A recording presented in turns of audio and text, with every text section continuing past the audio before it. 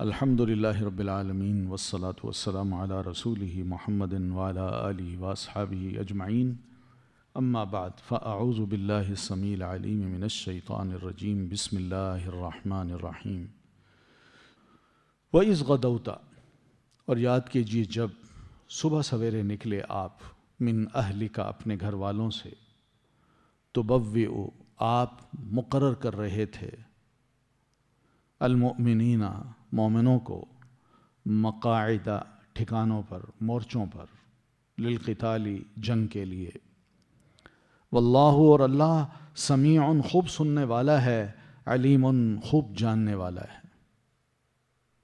یہاں ایک بڑی سادگی سے اللہ تعالیٰ نے نبی علیہ الصلاۃ والتسلیم کی شخصیت کو متعارف کرایا ہے، لیکن لفظ بڑے سادہ سے ہیں، لیکن اگر آج غور کیا جائے تو ہماری آرمی کا وہ بڑا افسر جو پوری ایک ڈویژن کو محاذ جنگ پہ لے جاتا ہے اور محاذ جنگ پہ لے جا کے ان کو مختلف پوزیشنز پہ کھڑا کرتا ہے، کیوں کہ دشمن ادھر سے اٹیک کر سکتا ہے تو تم اس کا جواب یوں دو، پیچھے سے کرے گا تو تم دینا، ادھر سے آئے تو تم دینا، آگے سے آئے گا تو ہم دیں گے۔ یہ ایک بہت بڑا کام ہوتا ہے اور بڑی مہارت کا کام ہوتا ہے۔ تو اس لیے ایک ڈویژن جو فوج ہوتی ہے اس کا جو سربراہ ہوتا ہے وہ بھی سوچ سمجھ کے یہ سارے فیصلے کرتا ہے اور اوپر سے گائیڈ لائن بھی لیتا ہے، تو مورچوں پر ہر ایک کو کھڑا کرتا ہے، یہاں تم مورچہ بناؤ، وہاں تم مورچہ بناؤ، وہاں تم مورچہ بناؤ۔ اور جو جنگ ہوتی ہے نا، جب دشمن کے ساتھ جنگ ہوتی ہے تو یہی مورچہ بندی ہی اصل رول ادا کرتی ہے۔ اسی مورچوں سے ہی یعنی دشمن کو شکست دی جا سکتی ہے، صحیح جگہ پر صحیح بندوں کا اپوائنٹ کرنا، یہ بڑا اہم کام ہوتا ہے۔ اور اللہ تعالیٰ نے نبی علیہ الصلاۃ والتسلیم کو بتایا کہ اللہ کے رسول آپ بھی یہ کام کر رہے تھے، تو رسول اللہ صلی اللہ علیہ وسلم ایک قسم کے یعنی وار اسٹریٹجی جو ہے اس کو اچھی طرح جانتے تھے، پتہ تھا آپ کو کہ جنگ کیسے لڑی جاتی ہے اور دشمن کس کس طرف سے حملے ہم پر کر سکتا ہے اور اس کا توڑ ہمارے پاس کیا ہونا چاہیے۔ اللہ تعالیٰ نے اس کی بات کی ہے کہ اللہ کے رسول جب آپ صبح سویرے اپنے گھر والوں سے نکلے، یعنی آپ نے وہ زرہ پہن لی، چل پڑے، میدان جنگ میں آئے تو مومن مجاہدین کو آپ ان کی پوزیشنز پہ مقرر کر رہے تھے، تم یہاں ٹھہرو، تم یہاں، تم یہاں، تم یہاں۔ میدان جنگ ہے، دشمن بھی سامنے ہے اور چاروں طرف آپ نے دیکھا وہ ابھی ہے، ماحول کیسا ہے، کہاں سے دشمن آ سکتا ہے گھوم پھر کے بھی۔ تو واللہ سمیع علیم، اور اللہ خوب سننے والا ہے، خوب جاننے والا ہے۔ اللہ ہر ایک کی سن بھی رہا تھا، یعنی نبی علیہ الصلاۃ والتسلیم، یہ جنگ بدر کی بات ہے کہ اس جنگ بدر میں نبی علیہ الصلاۃ والتسلیم ایک چھوٹی سی عریش پر، یعنی اونچی جگہ تھی، اس پہ آپ کے خیمہ لگا دیا گیا، اوپر چادر ڈال دی گئی اور چاروں طرف بھی ہلکا سا کپڑا ڈال کے اللہ کے رسول اس میں بیٹھ گئے۔ آپ نے ہاتھ اٹھائے، خوب دعائیں کی، بڑی دعائیں کی، اور ان دعاؤں میں آپ نے یہ کہا کہ اللہ ان تہلک ھذہ العصابہ، اگر اس مجموعے کو، اس جماعت کو اگر تو نے ہلاک کر دیا، فإنک لن تعبد بعد، پھر اس کے بعد تو کبھی عبادت نہیں کیا جائے گا۔ یہ نبی علیہ السلام نے فرمایا۔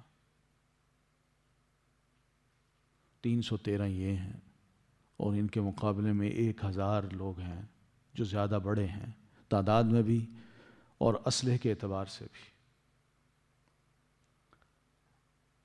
اللہ فرماتے ہیں وَإِذْ، یاد کیجئے جب۔ اچھا، اس جنگ سے تقریباً یوں سمجھ لیجئے کوئی 800 سال پہلے ایک جنگ ہوئی تھی کہ پرشین فوجیں جو ہیں کسرا کی، جو سپر پاور تھی اس وقت، یہ پرشین فوجیں ہیں جنگ کرتے کرتے یونان کی سرحد پہ پہنچ گئیں اور انہوں نے یونان کو بھی چاہا کہ ہم فتح کر لیں، تو لڑائی کے لیے یونانی جو باہر نکلے وہ 340 جنگجو تھے ان کے، 340 یا اس کے قریب قریب جنگجو تھے. وہ آئے، وہ لڑے، اور ایرانیوں نے ایک ایک کو قتل کر دیا نہ ایرانیوں نے، اور ملک فتح کر لیا، یونان قبضے میں لے لیا. ایک وہ لڑائی تھی اور ایک یہ لڑائی ہے.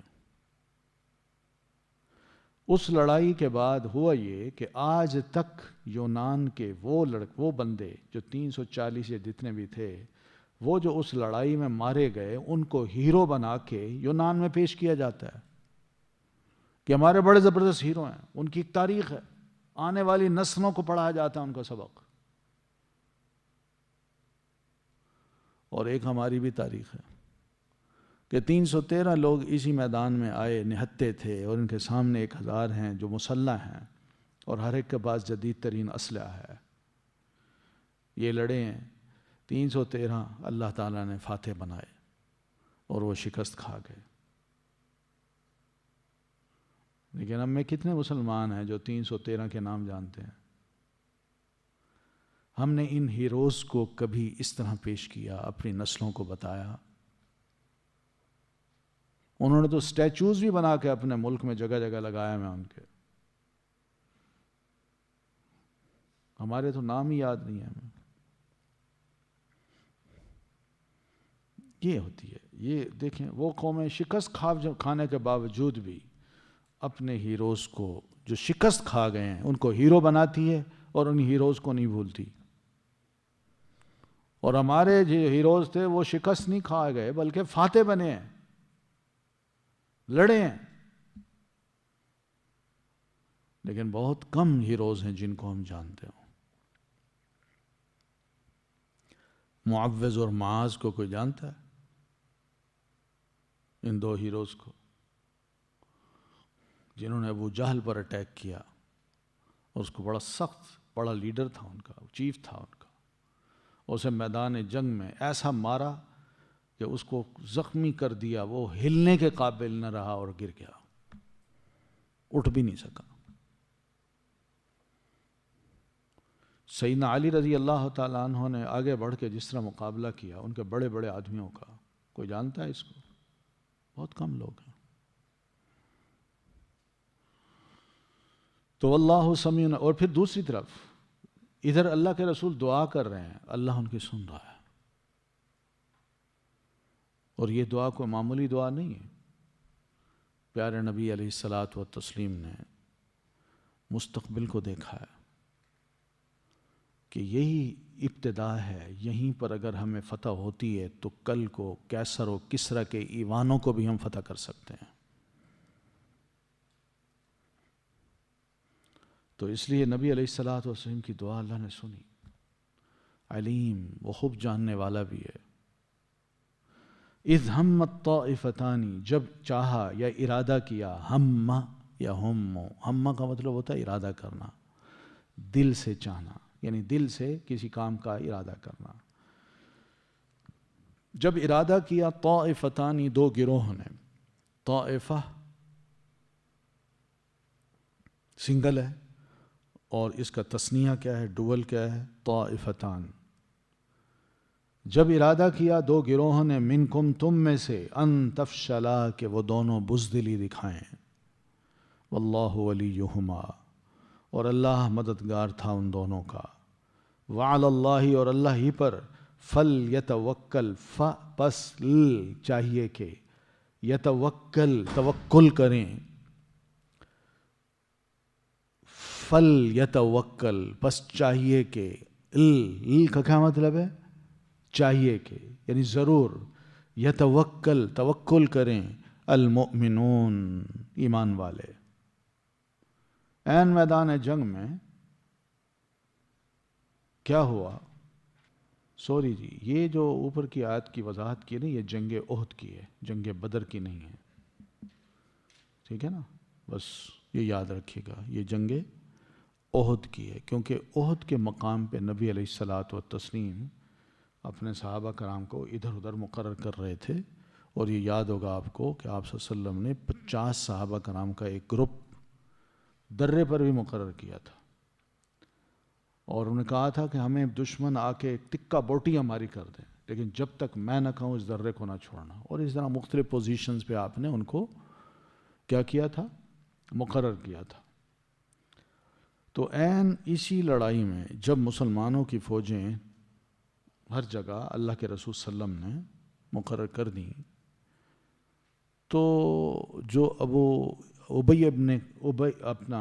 عبداللہ ابن ابی جو منافق تھا وہ بھی اسی فوج میں تھا، نبی علیہ السلام کے ساتھ تھا. تو لڑائی سے تھوڑی دیر پہلے وہ ناراض ہو کے اپنے ساتھیوں کو لے کے واپس چلا. کیوں کہ میری بات نہیں مانی. میں نے کہا تھا کہ ہم شہر کے اندر لڑتے ہیں اور آپ باہر لے آئے ہیں سب کو، میری بات نہیں مانی، میں جا رہا ہوں. جبکہ دوسرے صحابہ یہ چاہتے تھے کہ ہم نہیں چاہتے کہ ہماری لاشیں گھروں کے باہر گلیوں میں گریں، ہم چاہتے ہیں میدان جنگ میں جائیں. تو میدان جنگ میں لڑیں گے ہم. تو نبی علیہ السلام نے ان کی بات یہ سنی تو اپنی زرہ پہنی اور آپ نکل آئے. پھر اور جو ہی نکلے تو آپ کو پوچھا گیا کہ کیا پروگرام ہے. آپ نے فرمایا بس چلنا وہیں ہے، اور نبی کے بارے میں یاد رکھو، نبی جب زرہ پہن لیتا ہے تو وہ میدان جنگ میں ہی جاتا ہے، پھر وہ واپس نہیں جاتا. تو اللہ کے رسول صلی اللہ علیہ وسلم وہاں گئے. اس منافق نے اپنے کچھ ساتھیوں کو لیا، ناراض ہو کے واپس چلا گیا، اور یہ 300 لوگ تھے. یعنی تقریباً کہتے ہیں کہ مسلمانوں کی تعداد باقی 700 رہی، اور ان کے مقابلے میں جو دشمن تھا وہ 2000 سے بھی زیادہ تھا. پھر اس کے ساتھ یہ ہوا کہ جب اس کو جاتا دیکھا تو کچھ انصاری جو اوس اور خزرج کے انصار مسلمان تھے، ان کے 2 قبیلے ہیں. تو ان 2 قبیلوں کے افراد نے دیکھا کہ یہ جا رہا ہے تو انہوں نے کہا ہم بھی چلتے ہیں. تھے یہ مسلمان. اب دیکھیے نا، یہ بہت بڑی غداری ہوتی ہے عین میدان جنگ میں انسان فوج کو دھوکہ دے کے اپنے گروپ کو لے کے چلا جائے.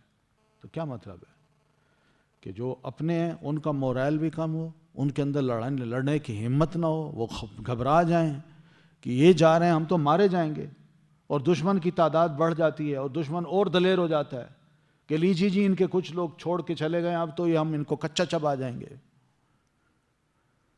تو ان دونوں نے بھی چاہا کہ ہم بھی نکل چلیں.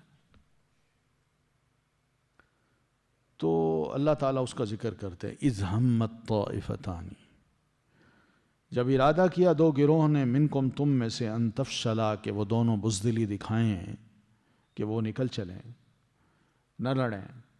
تو واللہ ولیہما، اللہ ان کا مددگار تھا. یعنی اللہ نے پھر ان کی مدد کی. کچھ صحابہ نے آگے بڑھ کے ان کو سمجھایا، اور اللہ نے ان کی باتوں کا اثر ان کے دلوں میں ڈالا اور وہ تکڑے ہو گئے. انہوں نے کہا ٹھیک ہے جی ہم نہیں جاتے. پھر ڈٹ گئے نبی علیہ الصلوۃ والتسلیم کے ساتھ، وہ لڑ گئے. وعلی اللہ فلیتوکل المؤمنون، اور اللہ ہی پر توکل چاہیے کریں اہل ایمان. اہل ایمان کو مستقبل جو ہے نا، یا لڑائی جو ہے اس کا توکل یا بھروسہ اللہ پہ کرنا چاہیے، بندوں کے چھوڑ جانے پر یا ان کے آنے پر نہیں کرنا چاہیے. یہ بھی نہیں دیکھنا چاہیے ہم زیادہ ہیں تو جیتیں گے، کم ہیں تو ہار جائیں گے، نہیں. بلکہ ایسی صورت میں مومن جو ہیں وہ ہر صورت میں اللہ پر توکل کریں، اس پر اعتماد کریں کہ اللہ نے اگر ہمیں فتح دینی ہے تو انشاءاللہ ہم فاتح بنیں گے، اس کی مدد ضرور آئے گی، اور اگر نہیں تو جو تکلیف آنی ہے وہ آئے گی. وَلَقَدْ نَصَرَكُمُ اللَّهُ بِبَدْرٍ، اور البتہ تحقیق مدد کی تمہاری اللہ تعالیٰ نے بِبَدْرٍ، بدر میں. وَأَنْتُمْ، حالانکہ تم اذلہ کمزور تھے. فَاتَّقُوا اللَّهَ، پس ڈرو تم اللہ سے. لَعَلَّكُمْ تَشْكُرُونَ، تاکہ تم شکر ادا کرو. بتایا کہ جس طرح میدان احد میں مسلمانوں میں نے تمہاری مدد کی، اس سے پہلے میدان بدر میں تمہاری مدد کر چکا ہوں. وہاں تو تم اذلہ کا مطلب ہے کہ انتہائی کمزور تھے. کمزوری سے مراد یہ کہ تم 313 تھے 1000 کے مقابلے میں. پھر اس کے بعد یہ کہ وہ مسلح تھے، ان کے پاس جدید ترین ہتھیار تھا، تمہارے پاس چند ایک تلواریں تھیں، اور زیادہ تر لوگوں کے ہاتھوں میں لکڑیاں تھیں۔ ان کے پاس گھوڑے تھے، تمہارے پاس 2 گھوڑے تھے۔ ان کے پاس سواریوں کے لیے اونٹ تھے، تیر تھے، تمہارے پاس کچھ بھی نہیں تھا، تم پیدل تھے۔ یہ اذلہ کا مطلب ہے۔ تو لہذا اگر وہاں اللہ تعالیٰ نے تمہاری مدد کی ہے نہتے ہو کے، تو میدان احد میں اللہ تمہاری کیوں نہ مدد کرتا؟ فاتقوا اللہ، پس ڈرو تم اللہ سے، لعلکم تشکرون، تاکہ تم اللہ کا شکر ادا کرو۔ اللہ کا تقوی ہوگا ہر جگہ پر، اور آئندہ مایوس نہ ہونے کا، تو اس کا فائدہ یہ ہوگا کہ تم اللہ کی طرف سے آئی ہوئی فتح کو اور مہربانیوں کو اور رحمتوں کو یاد کر کے اللہ کا شکر ادا کرو گے کہ واقعی اللہ تعالیٰ نے ہر موقع پر ہمارا بڑا ساتھ دیا ہے۔ اذ تقولو، جب آپ کہہ رہے تھے، للمؤمنین، اہل ایمان سے، الن یکفیکم، کیا نہیں کافی ہوگا تمہیں، ان یمدکم، کہ وہ مدد کرے تمہاری، ربکم، تمہارا رب، بثلاثتی، 3 کے، آلافن، 1000 کے، 3,000 کے، من الملائکتی، فرشتوں سے، منزلین، اتارے ہوئے۔ یعنی عین میدان جنگ میں نبی علیہ الصلاۃ والتسلیم کو یہ خوشخبری سنائی کہ مومنو خوش ہو جاؤ کہ اللہ تمہاری اس جنگ میں تمہاری مدد کرنے پہ تیار ہے، اور وہ آسمان سے 3,000 فرشتے، ان کا لشکر ان کفار کے ساتھ لڑنے کے لیے اتار رہا ہے۔ تو یہ خوشخبری تھی جو مسلمانوں کو دی گئی۔ یہ گھبرانے کی بات نہیں ہے، تم اپنے آپ کو تھوڑا نہ سمجھو۔ آسمان سے فرشتے اب اتر آئیں گے جو تمہاری مدد کریں گے، اور نبی علیہ الصلاۃ والتسلیم نے یہ خوشخبری دی تو مسلمان اور خوش ہو گئے، ان کی ہمتیں بڑھ گئیں، اور مسلمانوں نے جنگ کے بعد ایک دوسرے کو یہ باتیں بھی سنائیں۔ مسلمان خود کہتے کہ میں جب دشمن کی طرف بڑھتا کہ میں تلوار سے اس کو ماروں، اور بھی میرا ہاتھ یہاں ہوتا اور اس کی گردن کٹ کے گری ہوتی تھی۔ پھر یہ ہے کہ ہم لڑ رہے ہیں تو میں نے آواز سنی، ایک دوسرے کو کہتا ہے اقدم حیزوم، حیزوم آگے بڑھو۔ میں کہوں ہم میں کون حیزوم ہے، کوئی ہے ہی نہیں۔ تو اس طرح کے جو مناظر تھے وہ صحابہ کرام نے محسوس کیے، دیکھے۔ تو یہ وہ مدد تھی جو اللہ تعالیٰ نے اتاری۔ بلا، کیوں نہیں، بلکہ ان تصبروا، اگر تم صبر کرو، وتتقوا، اور تم تقوی کرو گے، وَيَأْتُوكُمْ، اور وہ آئیں تمہارے پاس، من فورہم، اپنے جوش سے، ہذا، اس طرح، یمددکم، مدد کرے گا تمہاری، ربکم، تمہارا رب، بخمستی، 5 کے، آلافن، 1000، من الملائکتی، فرشتوں کے، مصومین، نشان زدہ۔ اللہ فرماتے ہیں کیوں نہیں، میں کروں گا، مدد کروں گا، فرشتے اتاروں گا، لیکن شرط یہ کہ یہاں پر آ کے تم جم جاؤ، میدان جنگ میں آ کے، ان تصبروا، تم جم جاؤ، ڈٹ جاؤ، ثابت قدم رہو، گھبراؤ نہ۔ جب طے کر لیے اور میدان میں اتر گئے ہو تو واپس لوٹنے کا سوچو ہی نہ۔ وَتَتَّقُوا، اور تم تقوی کرو گے، یعنی اس میدان میں بھی تم اللہ کے خوف کو اپنے دل میں رکھنا، کسی اور کے خوف کو نہ رکھنا۔ اور میدان جنگ میں تم یہ بھی سوچنا کہ کوئی نافرمانی مجھ سے اللہ کی ہو نہ پائے۔ حالانکہ جنگ کا موقع ہے، لیکن مسلمان کو یہ سمجھایا جا رہا ہے کہ اس جنگ کے موقع پر بھی اللہ کی نافرمانی نہ ہو۔ اس لیے صحابہ کرام نے تو اس کو بھی نافرمانی سمجھا کہ میدان جنگ میں، جنگ کے دوران ہی نماز کا وقت آئے اور ہم نماز نہ پڑھیں۔ یہ بھی تقوی کے خلاف ہے۔ وَيَأْتُوكُم مِّن فَوْرِهِمْ هَٰذَا، اور وہ آئیں تمہارے پاس اپنے جوش سے اس طرح. یعنی دشمن جو ہے وہ پرجوش ہو کے میدان جنگ میں اترے کہ ہم نے آج لڑائی لڑنی ہے، ہم تعداد میں زیادہ ہیں اور اسلحہ ہمارے پاس جدید ترین ہے، تو بے شک وہ اپنے پورے جوش اور جذبے کے ساتھ میدان میں آ جائیں، تو ان سے گھبرانے کی ضرورت نہیں ہے. مجھ پر ایمان رکھو اور ڈٹ جاؤ میدان جنگ میں اور اللہ کا خوف دل میں رکھو، تو یمددکم ربکم بخمسۃ آلاف، تو مدد کرے گا تمہاری رب تمہارا ساتھ 5000 من الملائکۃ فرشتوں کے. تو پہلے 3 کی بات تھی، اب 5 تک اللہ فرماتا ہے میں اتار دوں گا، 5000 فرشتے. اور یہ فرشتے کون ہوں گے؟ مصومین، نشان زدہ ہوں گے. کیا مطلب؟ یعنی اللہ تعالیٰ ان کو بھیجے گا اور انہوں نے کافروں کو ان کی اپنی اس جگہ پر قتل کرنا ہے یا مارنا ہے ان کو، ان کی لاش اس جگہ گرے گی جہاں وہ پہلے سے نشان لگا چکے. اس لیے جنگ سے پہلے نبی علیہ الصلاۃ والتسلیم نے بھی صحابہ کرام کو بتایا کہ یہاں اس جگہ فلاں کی لاش گرے گی اور اس جگہ فلاں کی لاش گرے گی اور اس جگہ فلاں کی لاش گرے گی.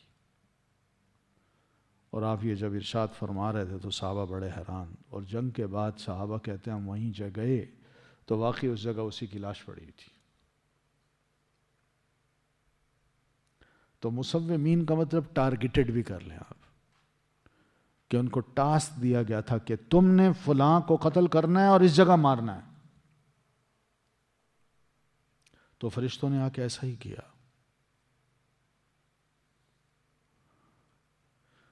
وما جعلہ اللہ، اور نہیں بنایا اسے اللہ نے، الا مگر بشرا، ایک خوشخبری، لکم تمہارے لیے، ولتطمئن، اور تاکہ مطمئن ہو جائیں، قلوبکم دل تمہارے، بہ ساتھ اس کے. ومن نصر، اور نہیں مدد، الا مگر، من عند اللہ، اللہ کے پاس سے، العزیز جو بہت زبردست ہے، الحکیم جو بہت حکمت والا ہے. باقی اللہ فرماتے ہیں نبی علیہ السلام نے جو تم مسلمانوں کو یہ خوشخبری سنائی تھی کہ آسمان سے فرشتے مدد کے لیے اتر رہے ہیں، یہ خوشخبری تمہارے لیے بنائی گئی، اللہ نے تمہارے لیے نازل کی. واقعی یہ خوشخبری تھی، اور یہ خوشخبری اس لیے بھی تمہیں دی گئی تاکہ تمہارے دل مطمئن ہو جائیں، ان میں سکون آ جائے، قرار آ جائے، وہ پریشان نہ ہو، گھبراہٹ کا شکار نہ ہو، بزدل نہ بنے. یہ خوشخبری اس لیے دی گئی تھی. اور اللہ تعالیٰ نے 1000 فرشتے نازل کیے تھے. ٹھیک ہے، یہاں 3000 5000 کی جو بات آئی ہے یہ ساری خوشخبریاں ہیں، مگر آسمان سے اترے 1000 تھے، وہ شاید آگے کہیں آ رہا ہے، یہ پیچھے ہم پڑھ چکے ہیں، آگے آئے گا. تو یہ ساری خوشخبریاں ہیں، کیونکہ 1000 سے کام اگر پورا ہو سکتا ہے تو 5000 یا 3000 کو اتارنے کی کیا ضرورت ہے. تو اللہ فرماتے ہیں یہ میں نے صرف اس لیے دیں تاکہ تم اپنی تھوڑی تعداد کو دیکھ کے یہ نہ سمجھو کہ دشمن کے مقابلے ہم بڑے کم ہیں، اسلحے کو دیکھ کے یہ نہ سمجھو کہ دشمن کے پاس اسلحہ زیادہ ہے ہمارے پاس کچھ نہیں، ان کے گھوڑوں کو دیکھ کے یہ نہ سمجھو کہ ان کے پاس تو گھوڑ سوار ہیں ہمارے پاس تو 2 گھوڑ سوار ہیں. نہیں، یہ خوشخبری دی تھی تمہیں تاکہ تمہارے دل مطمئن ہو جائیں، تکڑے ہو جاؤ تم میدان جنگ میں. مجاہد کو تکڑا ہونا پڑتا ہے میدان جنگ میں، بڑے دل، مضبوط دل کا مالک بننا پڑتا ہے، دلیر اس کو کہتے ہیں، دلیر.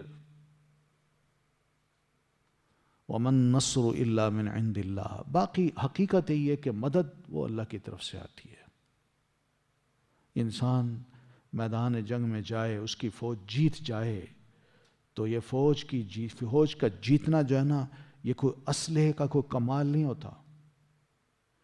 فوج کا جیتنا فوج کی بڑی تعداد کا کمال نہیں ہوتا، اصل ہوتی ہے مدد. اللہ کی مدد آ جائے تو پھر تھوڑوں کو بھی اللہ تعالیٰ فاتح بنا دیتا ہے، اور اگر نہ آئے تو جو بہت ہیں ان کو بھی شکست دے دیتا ہے. تو یہ اللہ کی طرف سے مدد آتی ہے. مدد کو دیکھنا چاہیے، اپنی کثرت تعداد کو یا اپنے اسلحے کو نہیں دیکھنا چاہیے.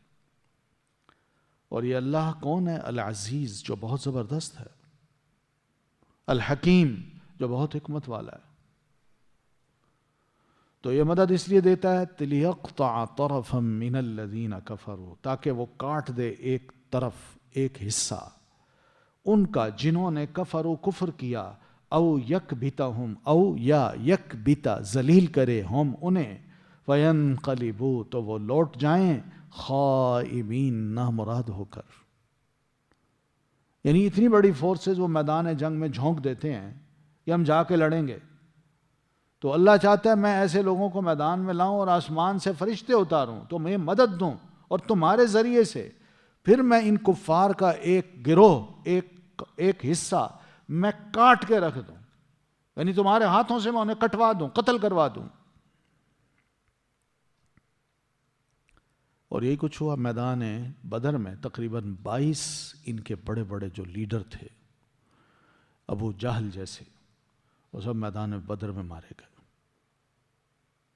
کچھ علماء نے 18 لکھے ہیں اور زیادہ تر لکھتے ہیں 22 تھے.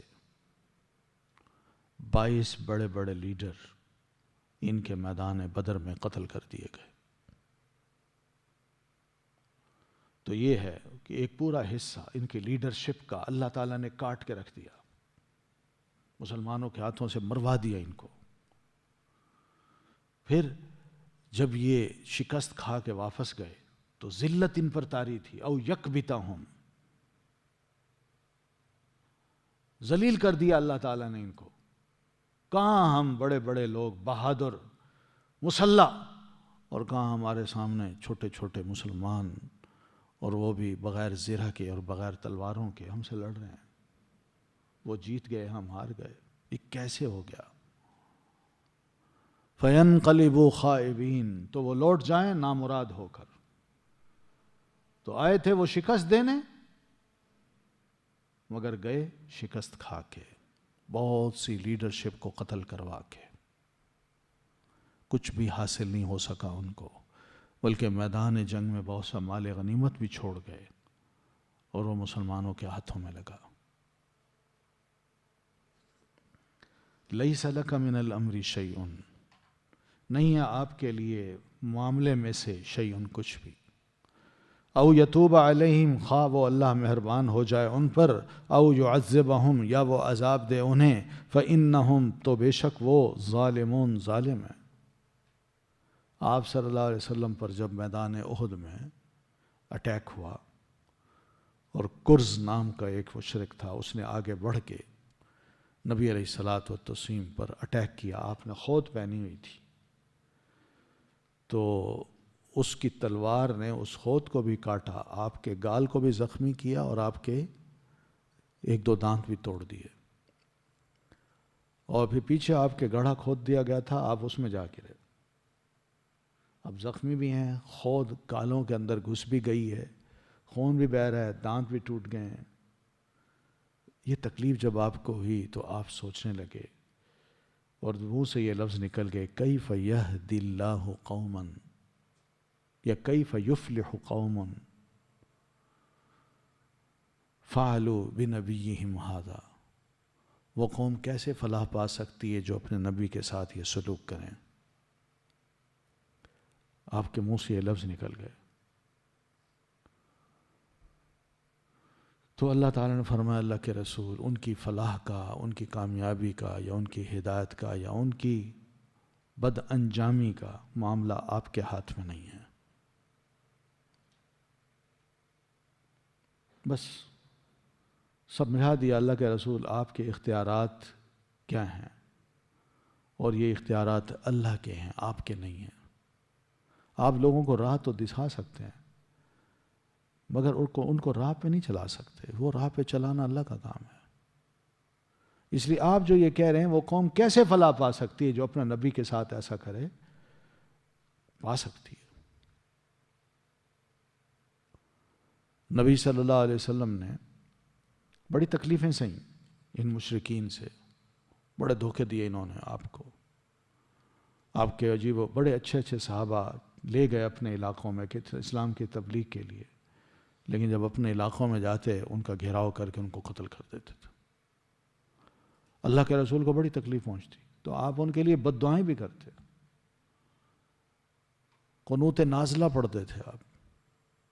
حدیث میں آتا ہے کہ فجر کی نماز پڑھ کے، فجر کی نماز میں دوسری رکعت کے رکوع کے بعد آپ ہاتھ اٹھا کے، رعل اور زکوان نام کے 2 قبیلے تھے جنہوں نے بہت بڑی تکلیف پہنچائی تھی آپ کو، اور آپ کے بے شمار چنے ہوئے صحابہ جو تھے ان کو شہید کر دیا تھا. آپ ان کے لیے 1 مہینہ بد دعا کرتے رہے. تو یہ سارے کام ہوئے ہیں. اللہ تعالیٰ نے یہاں بتا دیا لیس لک من الامر شیء. اللہ کے رسول، ہدایت کا معاملہ یا لوگوں کے معاملے کا، لوگوں کی ہدایت کا معاملہ آپ کے ہاتھ میں نہیں ہے، آپ کے اختیار میں نہیں ہے. لیس لک کا کیا مطلب ہے؟ آپ کے اختیار میں نہیں ہے. کیونکہ اگر آپ کے اختیار میں ہوتا تو واقعی آپ کی یہ بات ویسی ہی مبتر تھی، وہ کبھی ہدایت نہ بات ہے.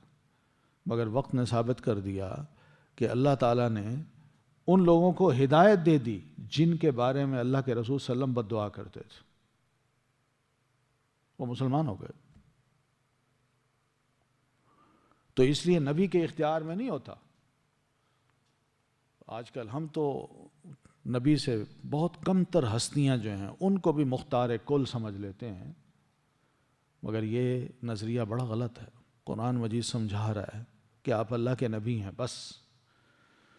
او یتوب علیہم، یا چاہے تو اللہ مہربان ہو جائے ان پر، یعنی ان کو ہدایت دے دے. او یعذبہم، یا وہ چاہے تو ان کو سزا دے دے، عذاب دے، وہ کفر پر مریں یا ایمان پر مریں. یہ اللہ کا کام ہے، اللہ کا رسول آپ کا نہیں ہے. تو جن کو سزا دے گا فإنہم ظالمون، تو یقیناً وہ ظالم ہیں. ایسے نہیں کوئی مظلوم ہو تو اللہ ان کو سزا دے گا، نہیں، جو ظالم ہوں گے صرف اللہ ان کو سزا دے گا. کتنی سیریس بات ہے.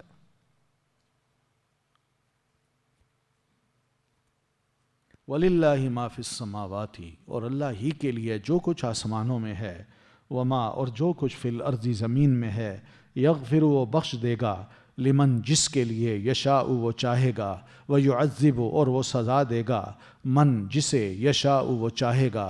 واللہ، اور اللہ، غفور، بہت بخشنے والا، رحیم، نہایت رحم کرنے والا ہے. اس لیے کہ اللہ تعالیٰ کا یہ ساری کائنات پہ کنٹرول ہے. تو یہ بندے جو ابھی آپ کے نافرمان ہیں، آپ پر ایمان نہیں لا رہے، ان پر بھی اللہ تعالیٰ کا کنٹرول ہے. اللہ کے رسول، آپ کا نہیں ہے ان پر. اس لیے کہ اللہ ہی ہے، اسی کے لیے سب کچھ، جو کچھ آسمانوں میں اور زمین میں ہے. وہ جس کو چاہے معاف کر دے، جس کو چاہے سزا دے، جس کو چاہے ہدایت پہ لا کے اس کے پچھلے گناہ معاف کر دے، اور جس کو چاہے اسی گمراہی پہ رکھ کے اس کی موت اسی گمراہی پر کر دے اور پھر اس کو سزا دے. واللہ غفور الرحیم، اور اللہ بہت بخشنے والا، نہایت رحم کرنے والا ہے. اللہ تعالیٰ کو یہ بھی اس طرح بھی ذرا جانیے کہ بڑے بڑے پاپیوں کو اللہ معاف بھی کرنا جانتا ہے، اور بڑے بڑے گناہ گاروں پر اللہ رحم بھی کر لیتا ہے، مہربان ہو جاتا ہے. یا ایھا الذین آمنوا، اے لوگو جو ایمان لائے ہو، لا تأکلوا، نہ تم کھاؤ، الربا، سود، اضعافاً، کئی گنا، مضاعفتاً، بڑھا چڑھا کر، واتقوا اللہ، اور ڈرو اللہ سے، لعلکم، تاکہ تم، تفلحون، تم فلاح پا جاؤ.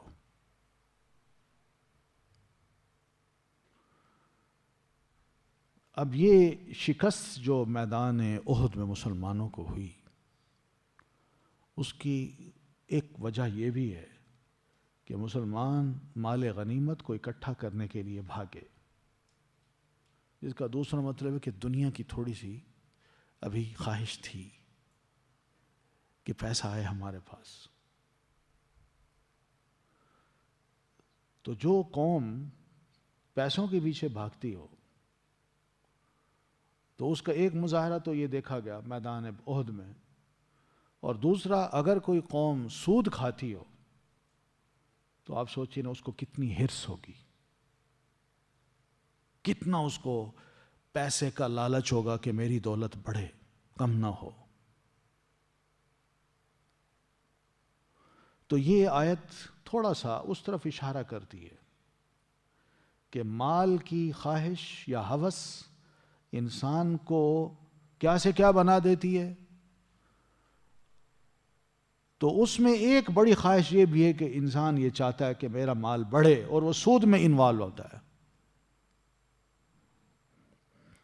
تو اس لیے اپنے ایمان کو بچانے کے لیے انسان، یا دنیاوی حرص سے بچنے کے لیے انسان ایک کام یہ بھی کرے، اور خاص طور پر مسلمان، کہ لا تأکلوا الربا، نہ تم کھاؤ سود کو، اضعافا مضاعفا، کئی گنا بڑھا چڑھا کر۔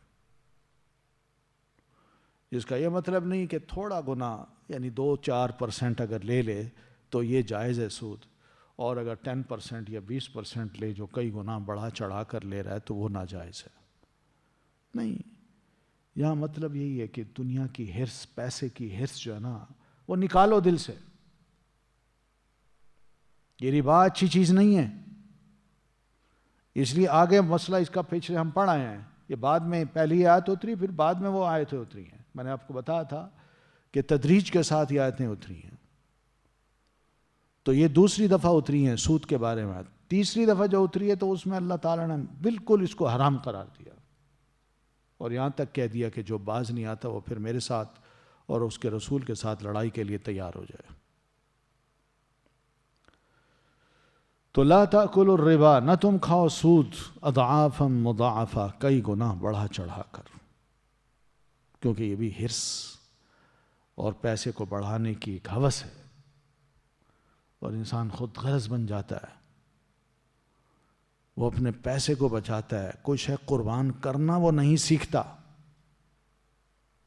نہ وہ قربان کرتا ہے، اپنے پیسوں میں سے کوئی شے نہیں دے گا، انتہائی کنجوس، انتہائی بخیل اور انتہائی ظالم انسان بن جاتا ہے، حتیٰ کہ اس کے اپنے بچے جو ہیں وہ بھی بھوکے پیاسے رہیں تو اس کو پرواہ نہیں ہوتی۔ تو اس لیے سود کو یہ سوچنا کہ تھوڑی تعداد، تھوڑی سی پرسنٹیج میں اگر لیں تو یہ جائز ہے، یہ نہیں مطلب یہ کہ اس کی ہوس ہی نہ رکھو۔ واتقوا اللہ، اور ڈرو اللہ سے، لعلکم تفلحون، تاکہ تم فلاح پا سکو۔ اللہ سے ڈرو، یہ کام نہ کرو۔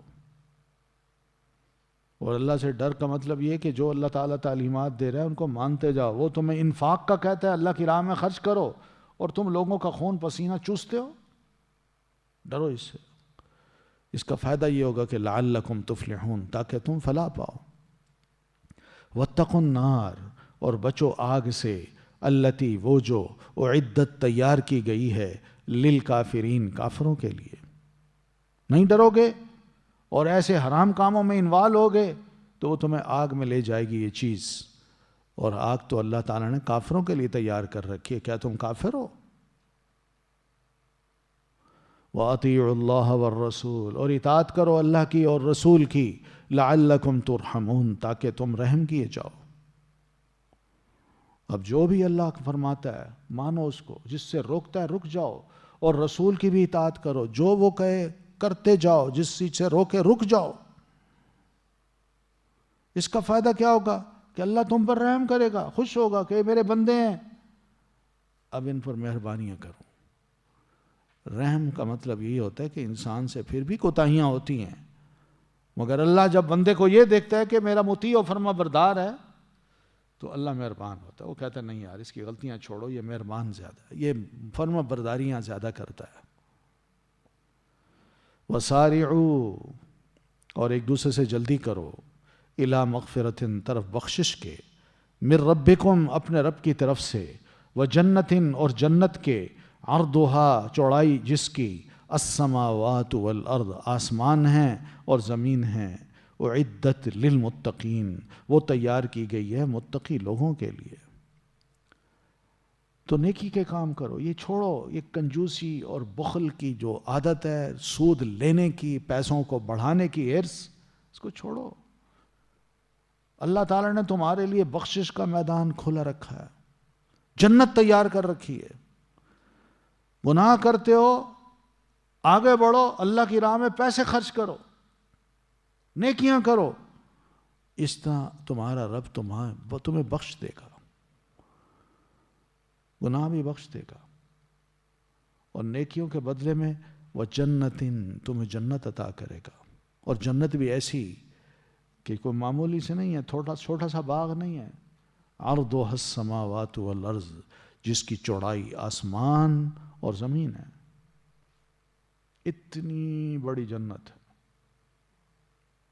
زمین کی حد ہم نہیں جانتے، پوری زمین ہم نے دیکھی نہیں. کیا کریں گے اتنی زیادہ زمین کو؟ ویسے سوچنے کی بات ہے.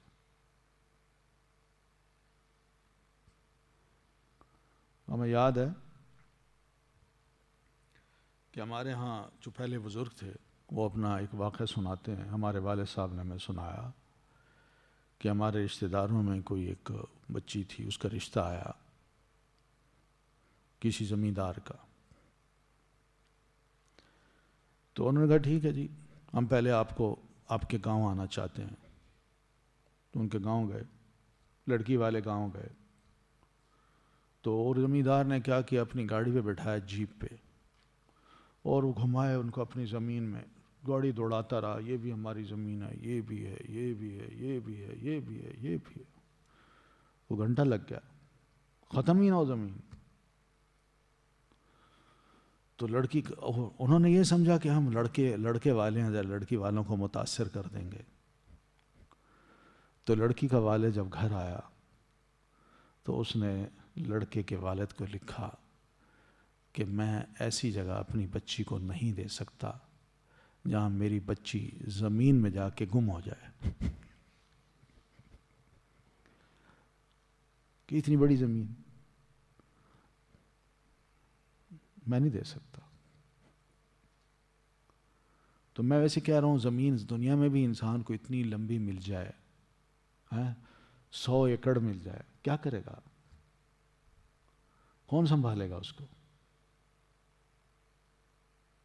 بہت بڑی زمین ہوتی ہے. دیکھیے آپ نے 100 ایکڑ زمین.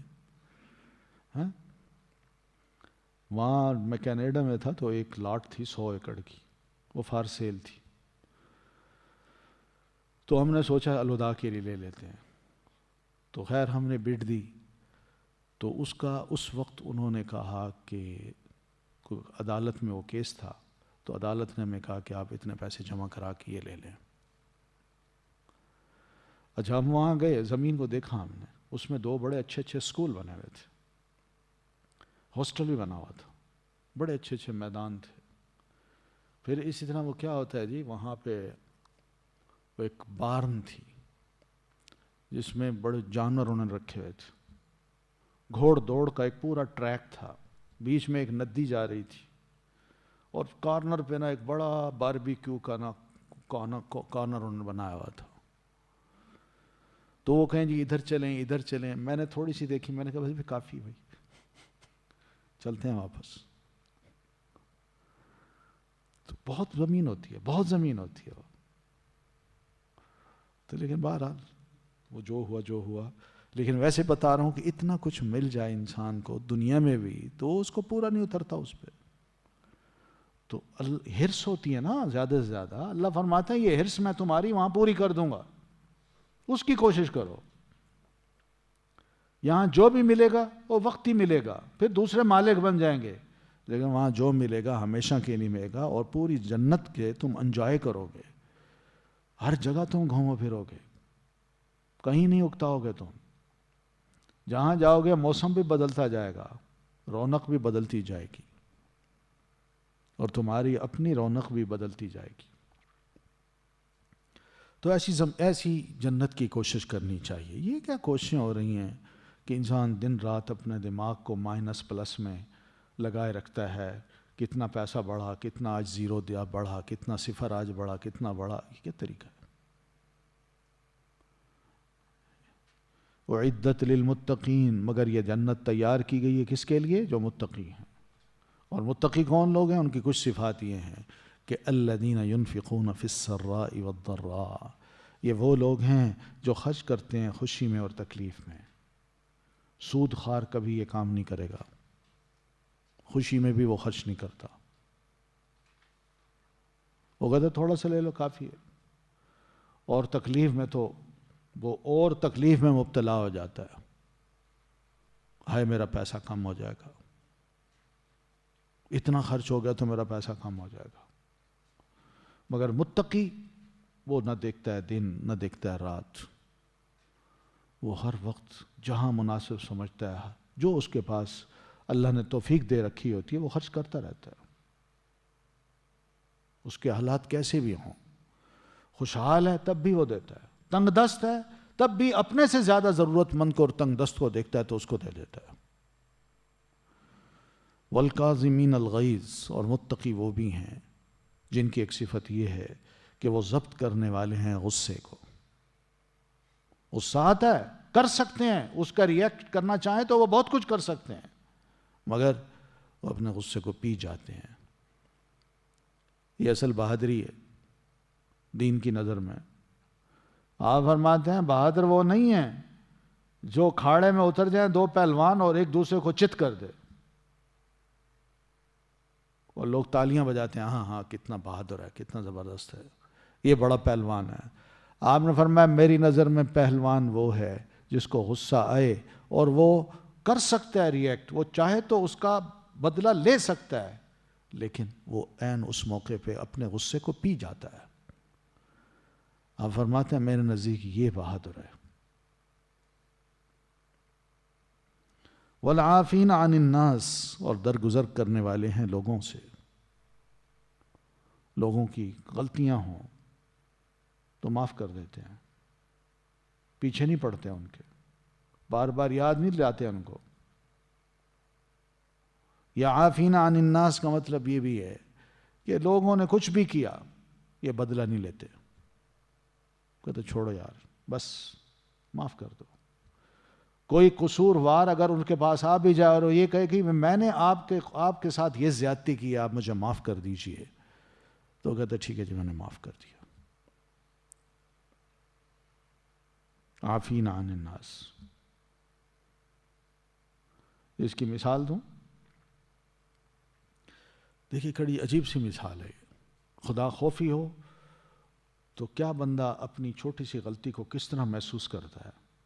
امام بخاری رحمۃ اللہ علیہ فرماتے ہیں میں ایک استاد کے مجلس میں درس حدیث سن رہا تھا، میرے استاد تھے، میں درس حدیث سن رہا تھا، تو درس حدیث کو جس طرح وہ بیان کر رہے تھے تو بیان کرتے دوران ان کی کسی بات پہ ہلکی سی مسکراہٹ مجھے آ گئی، بس۔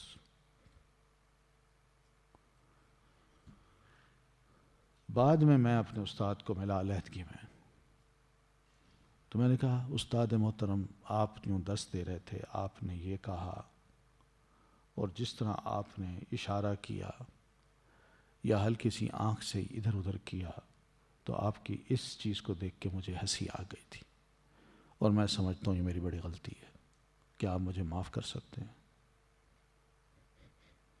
اور استاد کو پتہ نہیں ہے، تو استاد کہتے اچھا جاؤ میں نے تمہیں معاف کر دیا۔ یعنی غلطی کا احساس اگر ہو تو یہ بھی اس طرح بھی ہوتا ہے، حالانکہ کوئی بڑی بات نہیں ہے، لیکن ان کا اپنے ضمیر میں ایک خلش سی آ گئی کہ میں کیا کر بیٹھا ہوں، کہیں یہ اس چیز میں تو نہیں آتی۔ اسی طرح امام زین العابدین رحمۃ اللہ علیہ، بڑے اچھے انہوں نے کپڑے پہنے اور نماز کے لیے نکلنے ہی والے تھے کہ انہوں نے ضرورت محسوس کی کہ میں وضو کروں،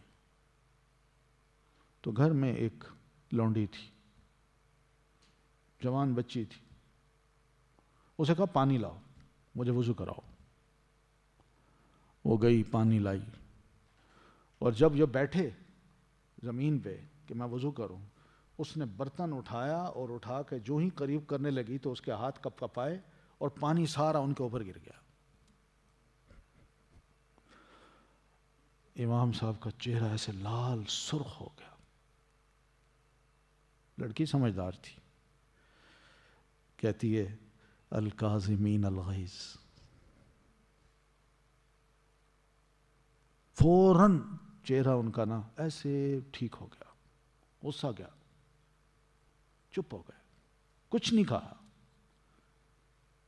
کہتے ہیں اچھا میں نے معاف کر دیا. پھر کہتی ہے والعافین عن الناس، تو کہتے ہیں میں نے معاف کر دیا. جب انہوں نے کہا میں نے معاف کر دیا، پھر کہتی ہے واللہ یحب المحسنین، اور اللہ پسند کرتا ہے احسان کرنے والوں کو. آپ احسان، مراد یہ کہ احسان کیجئے. فوراً فرماتے ہیں جاؤ تم آزاد ہو. بات کہاں سے چلی اور کہاں ختم ہوئی؟ یہ مزاج ہونا چاہیے مسلمان کا. یہ متقی لوگوں کی علامت ہے. ہم سب کچھ کہہ بیٹھتے ہیں، پھر کہتے ہیں غلطی ہو گئی تھی. غصہ جھاڑ بیٹھتے ہیں، پھر کہتے ہیں یار غصہ آ گیا تھا، معاف کر دو یار. نہیں، اصل چیز یہی ہوتی ہے کہ انسان اس موقع پر اپنے غصے پہ کنٹرول کر لے، ضبط کر لے. منہ سے کچھ نہ کہہ سکتا ہے، بدلہ لے سکتا ہے، لیکن اس قدرت کے باوجود بھی وہ کیا کرتا ہے؟ ضبط کرتا ہے، کوئی ایسی بات نہیں کرتا. یہ اصل بہادری ہے، یہ تقوی کی نشانی ہے.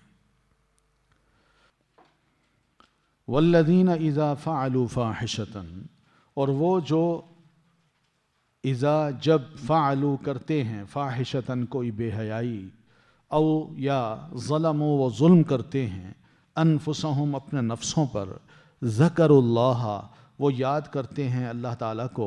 یہاں سمجھایا کہ انسانوں کی اکثریت جو ہے، اور خاص طور پر مسلمان جو ہیں، مسلمان بھی کوئی فرشتے نہیں ہیں، یہ بھی انسان ہیں. بس دوسروں اور مسلمانوں کے درمیان تھوڑا سا جو فرق ہے وہ ایمان کا ہے، اللہ پہ بھروسے کا ہے، اللہ پر یقین کا ہے، اللہ تعالیٰ کو عظیم ہستی سمجھنا ہے. تو اس لیے مسلمانوں سے بتقاضائے بشریت کوئی غلطی ہو جائے، کوئی گناہ ہو جائے، تو اس کا اللہ تعالیٰ نے ذکر کیا یہاں والذین اذا فعلوا فاحشۃ. اور یہ محسنین وہ ہیں کہ جب وہ کرتے ہیں کوئی بے حیائی. یہ بے حیائی کیا ہو سکتی ہے؟ یعنی قابل شرم کام. یعنی اس میں یہ بھی ہو سکتا ہے کہ کسی غیر کو ہاتھ لگا دیا جائے، ٹھیک ہے؟ کوئی اور سٹیپ بھی آگے اٹھا سکتا ہے بندہ، اس سے بڑا سٹیپ بھی اٹھا سکتا ہے. سمجھ رہے ہیں؟ تو یہ سب فاحشہ میں آتے ہیں.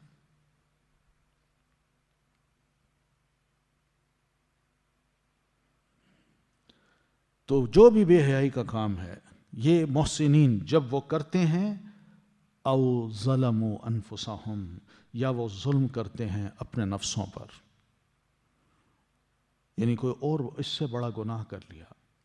ایک تو فحاشی کا ہے اور دوسرا اور بڑی بڑی نافرمانیوں کا ہے، جیسے کبیرہ گناہ ہیں ماں باپ کی نافرمانی کرنا، ٹھیک ہے، کسی کو قتل کر دینا، یا اسی طرح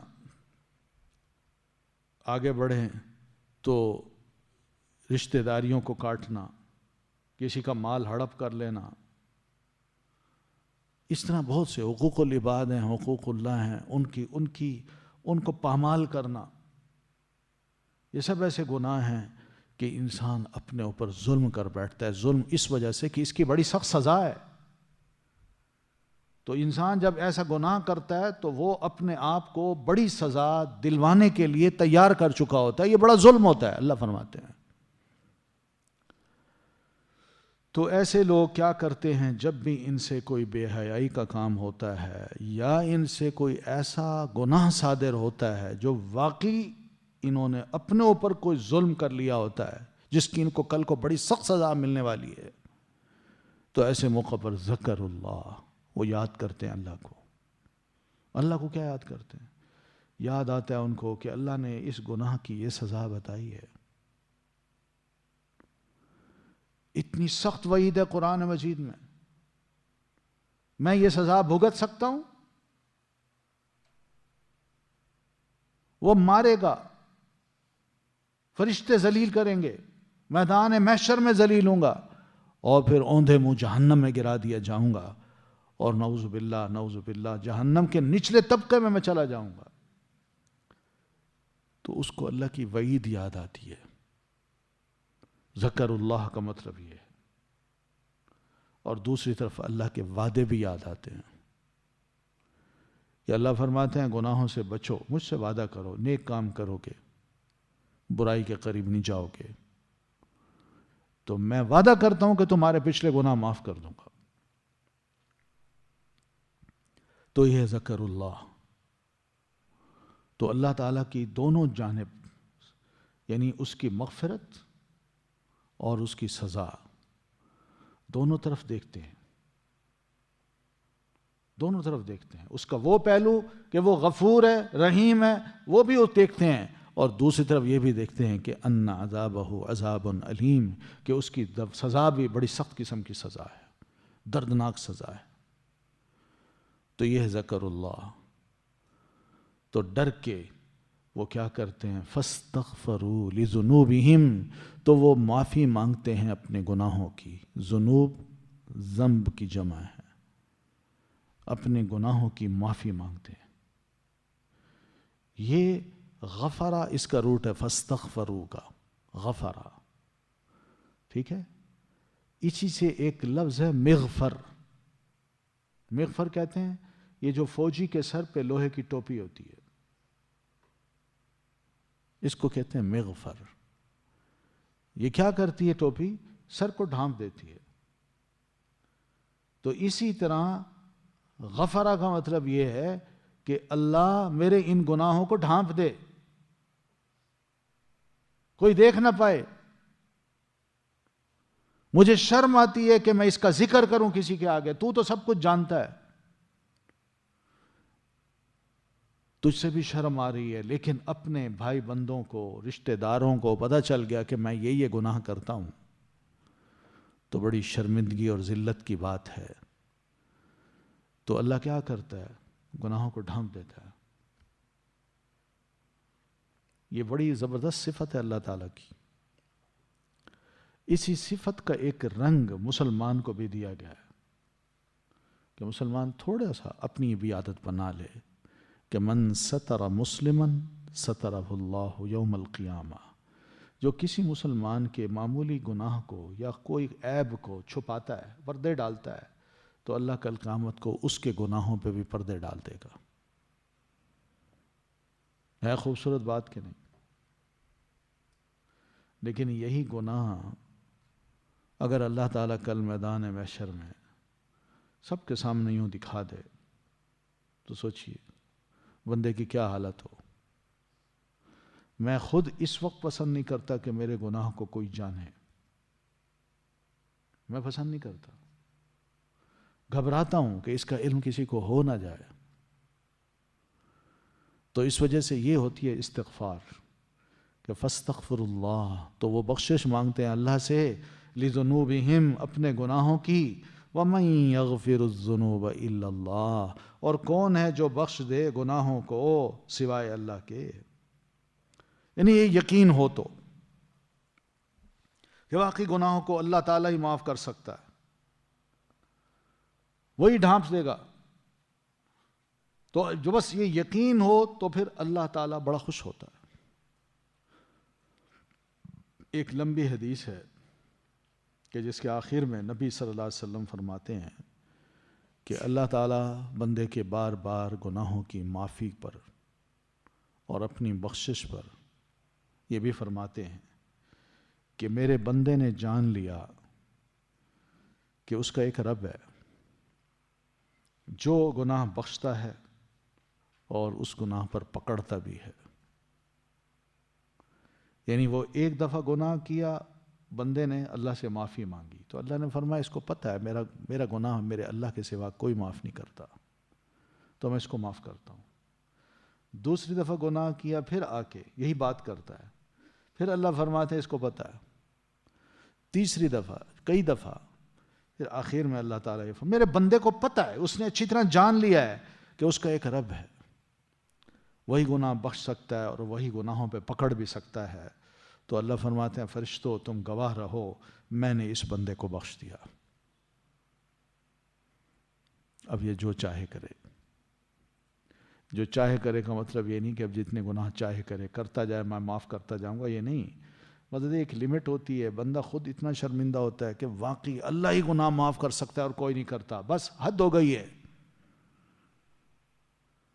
تو یہ وہ چیز ہے وَمَن يَغْفِرُ الذُّنُوبَ إِلَّا اللَّهُ. کون ہے جو معاف کرے گناہوں کو سوائے اللہ کے. پھر ان کی ایک خوبی یہ بھی ہوتی ہے کہ وَلَمْ يُصِرُّوا. اصرار کا مطلب ہوتا ہے اڑ جانا، کہ وہ نہیں اڑ جاتے.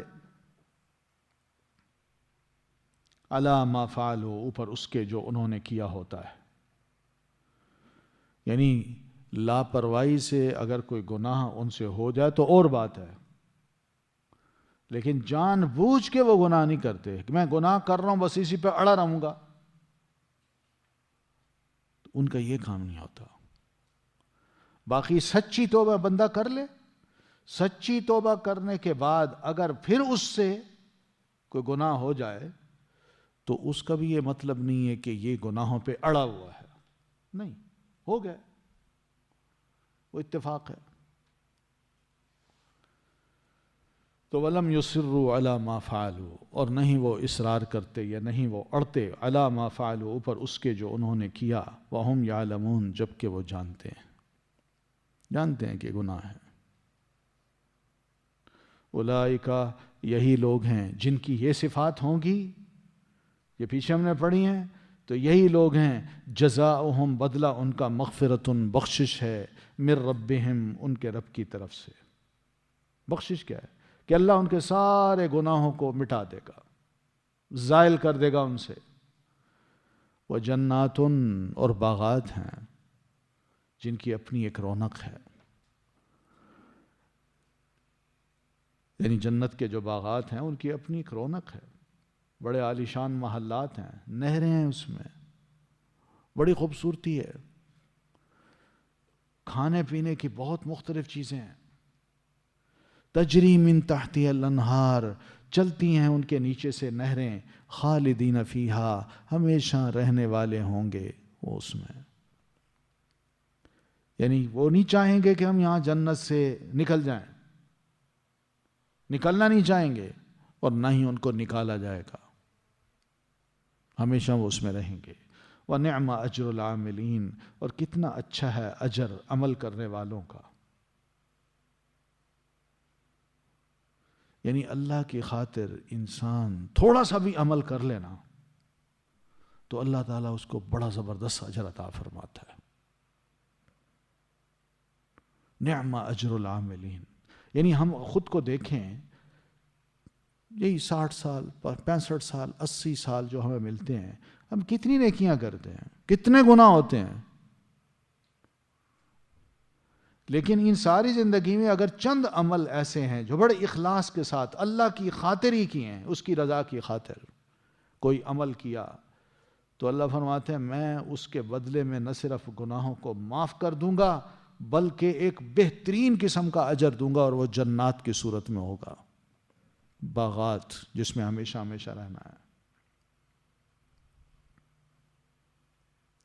بات یہی ہے، ہم دنیا کا اصول بھی جانتے ہیں کہ انسان جو اپنے آپ کو اس وقت دنیا میں مشقتوں میں ڈالتا ہے، خوب محنت کرتا ہے، تھکاتا ہے دن رات ایک کر کے، تو اس کو یہ یقین ہوتا ہے کہ اس مشکل کے بعد میں آرام بھی آنے والا ہے، سکون بھی ملے گا. اس وقت محنت کر لوں، بڑھاپے میں آرام سے وقت گزار لوں گا. کہتے ہیں نا ہمارے لوگ، جوانی کی محنت نتیجہ کیا چاہتے ہیں کہ جو اس وقت محنت کریں گے کچھ بنا لیں گے اور بوڑھے ہو جائیں گے تو آرام سے کھائیں گے بیٹھ کے. یہی ہے نا، بس یہی ہے کہ مومن کا دنیا میں کوئی بھی عمل ایک مشقت ہے، اور یہ عمل صرف اور صرف اللہ کی رضا کے لیے، اس کو خوش کرنے کے لیے ہو، تو یہ تھوڑا سا بھی عمل ہو تو اس کا ریوارڈ کیا ہے؟ اللہ نہ صرف گناہ معاف کرتا ہے بلکہ بہترین اجر دیتا ہے، اور اجر بھی انسان سوچ ہی نہ سکے. جس کو اللہ فرماتے ہیں نعم اجر العاملین، کیا زبردست خوب عمل ہے، اجر ہے عمل کرنے والوں کا۔ تو یہاں عمل کو دیکھ لیجئے، عمل ایمان میں داخل ہے، یہ نہیں کہ ایمان الگ چیز ہے اور عمل الگ چیز ہے۔ ایمان ہوتا ہے تب جا کے اللہ کی بارگاہ میں ہمارے عمل قبول ہوتے ہیں، اور چھوٹا سا بھی عمل اگر اللہ کے لیے کیا جائے، اللہ کی رضا کی خاطر، اللہ پر ایمان کے بعد اللہ کی رضا کی خاطر کیا جائے تو یہ اس کا اجر ہے۔ صرف ایمان کا جو اجر ہے وہ اللہ تعالیٰ نے بتایا کہ نعم اجر المؤمنین نے کہا، کیا فرمایا؟ نعم اجر العاملین، قد خلت، تحقیق گزر چکے، من قبلکم، تم سے پہلے، سنن، کئی طریقے، فسیرو، پس تم چلو پھرو، فی الارض، زمین میں، فانظرو، پس دیکھو پھر دیکھو، کیفا، کس طرح، کانا، ہوا، عاقبت، انجام، المکذبین، جھٹلانے والوں کا۔ تو جو نقصان ہوا میدان احد میں درہ چھوڑنے کے بعد جو بہت سی شہادتیں ہو گئیں، تو اس پر مسلمان بڑے دکھی تھے، انہیں بڑا افسوس تھا کہ رزلٹ اچھا نہیں نکلا۔ تو اللہ تعالیٰ نے فرمایا کوئی بات نہیں، یہ کوئی نئی بات نہیں ہے جو تمہارے ساتھ ہوئی ایسی، حوصلہ دلایا، یعنی اتنی شہادتیں جو ہوئی ہیں یا تم نے درہ چھوڑا ہے، کوئی نئی بات نہیں ہے، بلکہ گزر چکی تم سے پہلے کئی طریقے، یعنی تم سے پہلے بھی جو مسلمان تھے اللہ تعالیٰ نے ان کو بھی ایسے ایسے امتحان میں ڈالا تھا، انہیں بھی فتح ہوئی تھی اور انہیں بھی ذک پہنچی تھی دشمن کی طرف سے۔ اس لیے جب پہلے مسلمانوں کے ساتھ بھی اللہ تعالیٰ نے آزمائش اور ابتلا کو لازم رکھا تو تمہارے ساتھ بھی رکھے گا، تمہارا بھی امتحان لے گا، تو اس نے لے لیا ہے، تو اس لیے گھبرانے کی بات نہیں ہے۔ فسیرو فی الارض، تو چلو پھرو زمین میں، یعنی اپنے جسم کے ساتھ بھی وہاں جاؤ اور اپنے دلوں کو بھی وہاں لے جاؤ، اور جا کے ایسے علاقے دیکھو جو برباد ہو چکے ہیں، جو تباہ ہو چکے ہیں، جن پر کوئی آسمانی سزا آئی یا زمین پھٹی، زلزلہ آیا یا کوئی چیخ آئی، جس کا ذکر قرآن مجید میں اللہ فرماتے ہیں میں نے کر دیا ہے، ذرا ان علاقوں کو جا کے دیکھو، جاؤ وہاں عبرت کی خاطر سیر کیا کرو کہ ایسے علاقوں میں ہم جاتے ہیں، ہمارے لیے اس میں کیا سبق ہیں۔ فانظروا، یہ ہے، تو دیکھو کیف کان عاقبۃ المکذبین، کیسے کیا ہوا، کیسا ہوا انجام جھٹلانے والوں کا، یعنی جنہوں نے وقت کے انبیاء کو جھٹلایا، اللہ کی تعلیمات کو جھٹلایا، رسول کی تعلیمات کو ایک طرف کیا، تو انہیں کتنی سزائیں ملی ہیں۔ تم تو ابھی وہ نہیں ہو، تم تو الحمدللہ نبی علیہ السلام پر ایمان رکھنے والے ہو۔ ھذا بیان للناس، یہ بیان، ایک بیان ہے، للناسی، لوگوں کے لیے، وہدن، اور ہدایت، وموعظۃ، اور نصیحت ہے، للمتقین، متقی لوگوں کے لیے۔ یہ ساری پچھلی باتیں جو کی اللہ فرماتے ہیں یہ میری طرف سے ایک بیان ہے تم سب انسانوں کے لیے۔ بیان کیا؟ یعنی وضاحت۔ وضاحت یہ ہے کہ میں نے کس طرح باطل میں سے حق کو واضح کیا ہے، باطل میں سے حق کو واضح کیا ہے۔ مراد یہ ہے کہ میں نے یہ واضح کر دیا ہے کہ تم میں نیک بخت کون انسان ہے اور بدبخت کون ہے، کس کا میں نے ساتھ دیا اور کس کا نہیں دیا، کس کو میں نے عزت دی اور کس کو ذلیل کیا۔ ھذا بیان للناس، اس لیے للناس کہہ کے مشرکین مکہ کو بھی اور مسلمانوں دونوں کو شامل کیا اللہ تعالیٰ نے، یہ دونوں سمجھ سکتے ہیں اس بیان سے کہ میرے نزدیک یا اللہ تعالیٰ نے کس کو عزت دی اور کس کو ذلیل کیا، کون سرخرو ہوا اور کون ذلیل ہوا۔ یا پھر ھذا کا مطلب یعنی کس کے سامنے ہوا؟ لوگوں کے سامنے، یعنی ذلیل باعزت ہوا تو کس کے سامنے ہوا؟ لوگوں کے سامنے. تو ھذا بیان للناس. پھر ھذا کا مطلب دوسرا یہ بھی ہے کہ ھذا سے مراد یہ قرآن، یہ قرآن بیان للناس، یہ بیان ہے، وضاحت ہے لوگوں کے لیے. ہر شے کو وہ کلیئر کر دیتا ہے، بتا دیتا ہے کہ اللہ کس کا ساتھ دیتا اور کس کا نہیں دیتا، کس کو آزماتا ہے اور کس کو نہیں آزماتا. وہدن، اور ہدایت بھی ہے، وموعظۃ للمتقین، اور نصیحت ہے متقی لوگوں کے لیے. یعنی متقی لوگ اس بیان سے، اس قرآن سے فائدہ اٹھاتے ہیں، انہیں رہنمائی ملتی ہے اور وہ گمراہ ہونے سے بچ جاتے ہیں. اس لیے فرمایا وَلَا تَهِنُوا، اور نہ تم کمزور پڑو، وَلَا تَحْزَنُوا، اور نہ تم غم کرو، وَأَنْتُمْ، اور تم ہی، الْأَعْلَوْنَ، بلند ہو، إِن كُنْتُمْ، اگر ہو تم، مؤمنین، مومن. یعنی جو میدان احد میں تمہیں نقصان ہوا ہے، جانی بھی اور مالی بھی، اس سے تمہیں وقتی طور پر ایک مشقت برداشت کرنی پڑی ہے، لیکن اس کا یہ مطلب نہیں کہ تم اس کو مسلسل اپنے اوپر سوار کر لو. تو اس لیے تو میں یہ کہوں گا کہ ولا تہینوا، اور تم نہ کمزور پڑو. وہن کہتے ہیں کمزوری کو، جسمانی کمزوری جو ہوتی ہے، کہ انسان کو غم پہنچے تو غم کا دل میں بس جانا، وہ اندر سے اپنے آپ کو گھلا گھلا کے جسمانی طور پر کمزور کر بیٹھتا ہے. اس لیے ولا تہینوا، اور نہ تم کمزور پڑو، ولا تحزنوا، اور نہ تم غم کرو. یعنی تو یہ غم کا ہوتا ہے دل میں ہوتا ہے، یعنی غمگین نہ ہو دلی طور پر.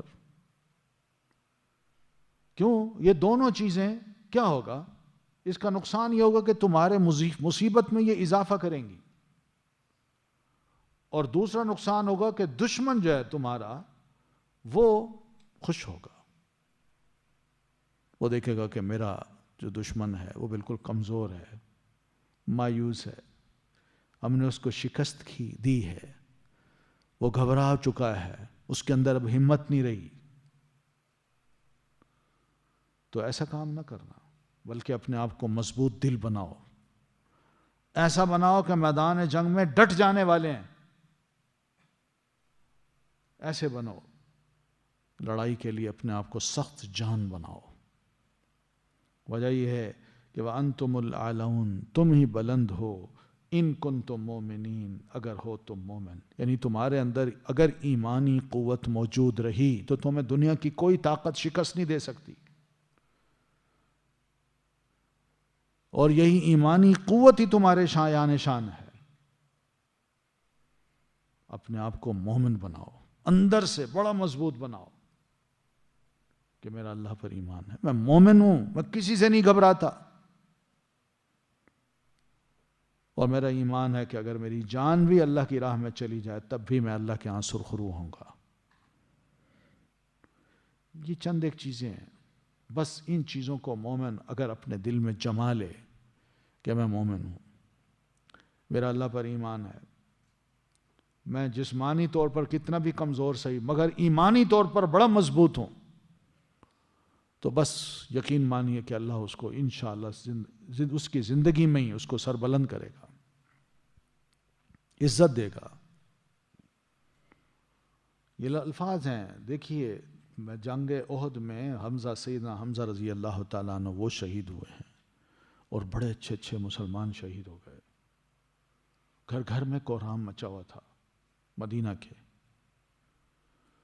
مگر اللہ تعالیٰ نے یہ الفاظ جملے اتار کے ہمت بندھائی ہے. اور الحمدللہ مسلمانوں نے بس اس غم کو لیا، آیا گیا کیا، کوئی اندر غم کو جگہ نہیں دی کہ ان کا جسمانی حالت بھی کمزور ہو جائے. نہیں، ہو بس ٹھیک ہے، جو ہونا تھا ہو گیا، آئندہ کے لیے اپنے آپ کو تیار کرو اور ہم پکے مومن بنو تاکہ میدان جنگ میں جب جائیں تو ہم ڈٹ جائیں. اور ایسا ہی ہوا، اللہ کا وعدہ تھا، اللہ نے پورا کر دکھایا. ان یمسسکم قرح، اگر پہنچا تمہیں کوئی زخم، فقط تو تحقیق مسل قوما پہنچ چکا ہے اس قوم کو قرحن زخم مثلہ مانند اس کے، وَتِلْكَ الْأَيَّامُ اور یہ دن نُدَاوِلُهَا ہم پھیرتے رہتے ہیں انہیں بین الناسی درمیان لوگوں کے، وَلِيَعْلَمَ اللَّهُ اور تاکہ جان لے اللہ الَّذِينَ آمَنُوا ان کو جو ایمان لائے، وَيَتَّخِذَ اور تاکہ وہ بنا لے منکم تم میں سے شہداء گواہ، واللہ اور اللہ لا یحب نہیں پسند کرتا نہیں محبت رکھتا الظالمین ظالموں سے۔ یہاں اللہ فرماتے تسلی دیتے مسلمانوں کو کہ تھوڑی سی شکست ہوئی ہے تو کیا ہے، تسلی رکھو، مقابلہ ذرا کر کے دیکھو، اگر تمہیں زخم پہنچا ہے واقعی تمہارے ہاں شہادتیں وہی ہیں تو فقط مس القوم قرح مثلہ، تو تمہارے مخالف جو ہیں مکی لوگ ان کو بھی اس جیسا زخم پہنچ چکا ہے۔ کیا پچھلے سال جو لڑائی ہوئی تھی ان کے بڑے بڑے لوگ تم نے قتل نہیں کیے؟ ان کے بھی تو بڑے بڑے لوگ مارے گئے تھے، تو نقصان تو دونوں طرف ہوا ہے۔ اور پھر دوسری بات یہ کہ وہ تم جو اللہ تعالیٰ سے امید رکھتے ہو وہ تو امید ہی نہیں رکھتے، وَتَرْجُونَ مِنَ اللَّهِ مَا لَا يَرْجُونَ، یہ بھی سمجھایا کہ اللہ سے امید یہ ہے کہ ہم میدان جنگ میں جائیں گے، شہید ہو گئے تو انشاءاللہ جنت ہمارے لیے ہے، اور غازی ہو گئے تب بھی ہمارا ایک ایک قدم اٹھنا اور گھوڑے کا غبار ہو یا ہمارے قدموں کا غبار ہو اور قدموں پر پڑی ہوئی غبار ہو، یہ سب ہمارے آنے جانے کے ایک ایک گناہ کو معاف کرنے کے لیے کافی ہے۔ یہ اللہ سے ہم امید رکھتے ہیں، لیکن وہ امید نہیں رکھتے، تو اس لیے مومن جو ہے اس کو تسلی رکھنی چاہیے، کوئی بات نہیں۔ اصول بتایا وَتِلْكَ الْأَيَّامُ نُدَاوِلُهَا بَيْنَ النَّاسِ اور یہ دن ہیں ہم پھیرتے رہتے ہیں انہیں درمیان لوگوں کے، یعنی کبھی کسی کو فتح دے دیتے ہیں کبھی کسی کو شکست دے دیتے ہیں، یہ دن ایسے ہیں۔ کوئی لڑائی لڑنے آتا ہے آج اس کو فتح ہو گئی کل آئے گا تو شکست کھا لے گا، تو اللہ تعالیٰ دنوں کو وقت کو بدلتا رہتا ہے، عدلتا بدلتا ہے، اس کا کام ہے۔ یہ عدلنا بدلنا کیوں ہے؟ اس میں بڑی حکمت ہے، کیونکہ اگر جنگ میں اللہ تعالیٰ یہ لکھ دیتا کہ ہر جنگ میں مومن نے ہی کامیاب ہونا ہے تو پھر تو غیر مسلم بھی مسلمان فوج میں داخل ہو جاتا۔ وہ کہتا ہے بھئی انہوں نے کامیاب ہونا ہے تو میں ان کے اندر شامل ہو جاؤں۔ تو اس لیے یہ اللہ تعالیٰ نہیں چاہتے کہ میں ایک ہی جیسی چیز مسلمانوں کو عطا کروں، آج فتح ہے کل کو مستقبل میں ہو سکتا ہے شکست ہو جائے، تو یہ حکمت ہے۔ اور پھر دوسری حکمت یہ کہ وَلِيَعْلَمَ الَّذِينَ آمَنُوا وَلِيَعْلَمَ اللَّهُ الَّذِينَ آمَنُوا اور تاکہ جان لے اللہ تعالیٰ ان کو جو ایمان لائے، کہ شکست پر کون ہے جو مومن بنا رہتا ہے، جو کہتا ہے یہ اللہ تعالیٰ کی طرف سے ہی ہے، یا کون سا منافق ہے جو مسلمانوں کے اندر ہے وہ شکست پر اپنے برے کمنٹس دیتا ہے، وہ یہ کہتا ہے جی لڑائی لڑنی نہیں آتی تھی، ایسے ہم چلے گئے، قیادت کے فیصلے غلط ہیں، کئی باتیں ہوتی ہیں۔ تو یہاں پر اللہ تعالیٰ اہل ایمان کو فرماتے ہیں ہلکی پھلکی اس ہزیمت تو ہی ہے، لیکن پیچھے میں ایک ٹیسٹ بھی کرنا چاہتا تھا تمہارا کہ تم میں کون ہے جو صحیح معنوں میں مومن ہے، کیونکہ آزمائش میں تو ایمان کا پتہ چلتا ہے۔ ویسے بیٹھ کے انسان گفتگو کا بڑا ماہر ہو، ٹیبل ٹاک یا کمروں کے اندر بیٹھ کے کمنٹس دینے کا تو بڑا ماہر ہو، مگر میدان جنگ میں اتر کے تو دیکھے، وہاں پتہ چلتا ہے، آزمائش کے وقت پتہ چلتا ہے کہ کون مومن ہے اور کون نہیں ہے۔ تو اللہ تو یہ چاہتا تھا، اور دوسری طرف وَيَتَّخِذَ مِنْكُمْ شُهَدَاءَ، اور وہ چاہتا تھا کہ وہ بنا لے تم میں سے کوئی گواہ۔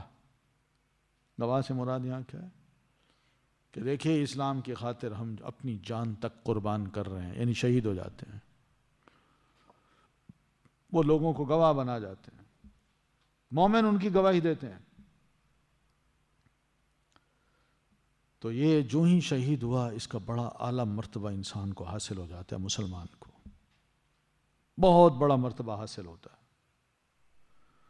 اور یہ اعلیٰ مرتبہ جو ہے یہی گھر سے نکلنا، بچوں کے سر پہ ہاتھ پھیرنا، بیوی کو خدا حافظ کہنا اور میدان جنگ میں آنا، اور یہ سارے ذرائع اختیار کر کے انسان میدان جنگ میں آتا ہے اور پھر اللہ سے کہتا ہے اللہ اب تیری مدد چاہیے، اور وہ لڑتا ہے، شہید ہو گیا تو بہت بڑا مقام۔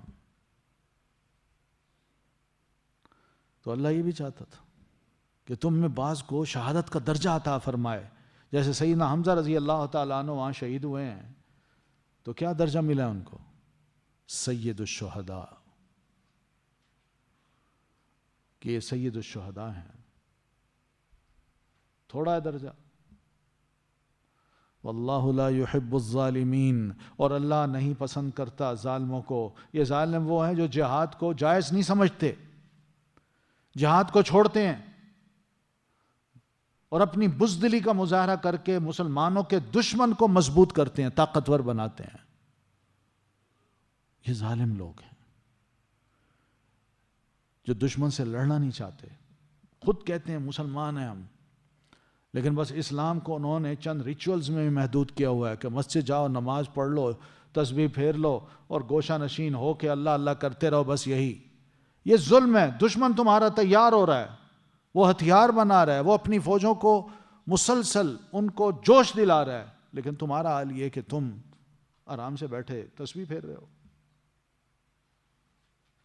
کل کو کیا ہوگا؟ وہی دشمن تم پر مسلط ہوگا اور تمہیں ذلیل کر کے رکھ دے گا۔ تو یہ ظلم ہے، یہ ظالم لوگ ہیں جو عین لڑائی کے موقع پہ یہ کہتے ہیں کہ ہمیں لڑنا نہیں آتا، ہم نہیں لڑ سکتے، ہمیں نہیں لڑنا چاہیے۔ اور ظالم وہ بھی ہوتے ہیں جب دیکھتے ہیں نا کہ دشمن تیار ہے اور حملہ کرنے کے لیے تیار بیٹھا ہے تو وہ اپنی سیٹیں بک کرا لیتے ہیں، بچوں کو پہلے بھیج دیتے ہیں، پھر سیٹیں بک کرا بیٹھتے ہیں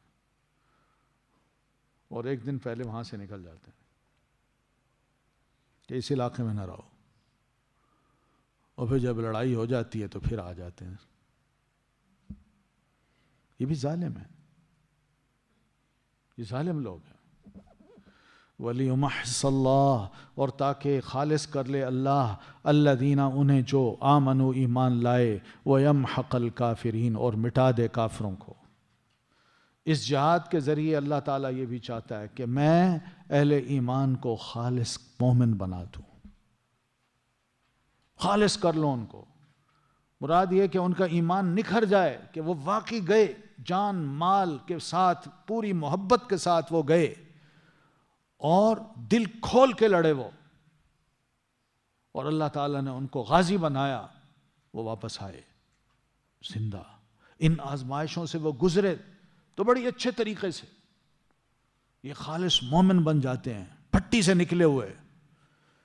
تو ان کو کہا اللہ تعالیٰ نے وَلِيُمَحِّصَ اللَّهُ الَّذِينَ آمَنُوا، تاکہ اللہ تعالیٰ اہل ایمان کو خالص کر لے، وَيَمْحَقَ الْكَافِرِينَ، اور مٹا دے کافروں کو۔ ان خالص مسلمانوں کے ذریعے کافروں کو میدان جنگ میں لا کے ان کو مٹا دے، قتل کروا دے۔ ان کا ناپاک وجود زمین کی دھرتی پہ ایک بڑا بوجھ ہوتا ہے، تو اللہ تعالیٰ ان کو مٹانا چاہتا ہے۔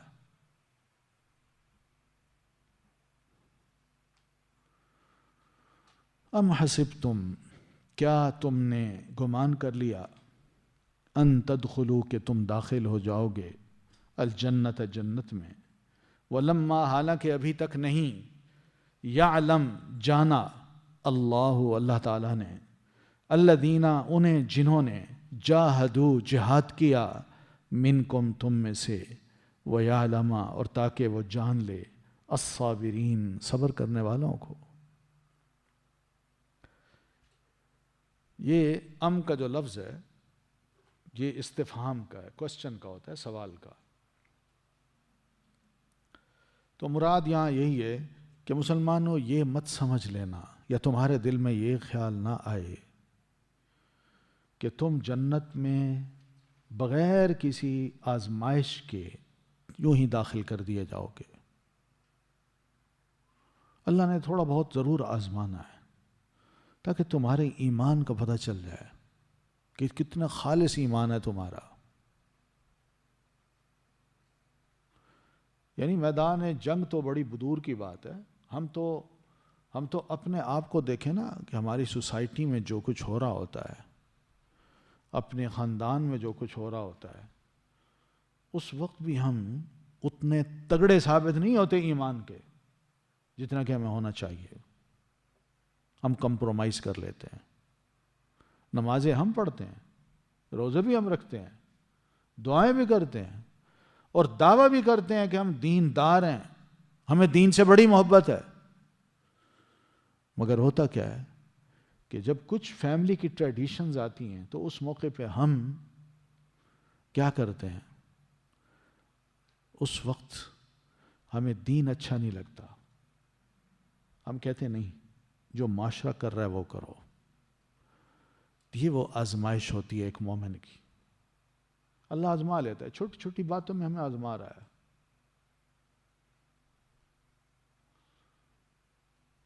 تو یہ تو معمولی سی چیزیں ہیں، میدان جنگ میں جانا تو بہت بڑی بات ہے، بہت بڑی بات ہے۔ معمولی سی چیزوں میں ہمیں اللہ آزماتا ہے تو ہم وہاں ناکام ہو جاتے ہیں، ہم کمپرومائز کر بیٹھتے ہیں۔ جو خرافات ہیں، بدعات ہیں، فضول خرچیاں ہیں، وہ سارا کچھ ہم کرتے ہیں۔ حتیٰ کہ فحاشی جو ہے اس کو بھی رواج دینے کے لیے جو پیسہ خرچ کرنا ہوتا ہے ہم کرتے ہیں۔ دیکھ لیں شادیوں کے موقع پہ یا غم کے موقع پہ ہمارے ہاں کیا کچھ ہوتا ہے۔ ادھر ہم کہتے ہیں ہم اللہ کے رسول سے بڑی محبت ہے،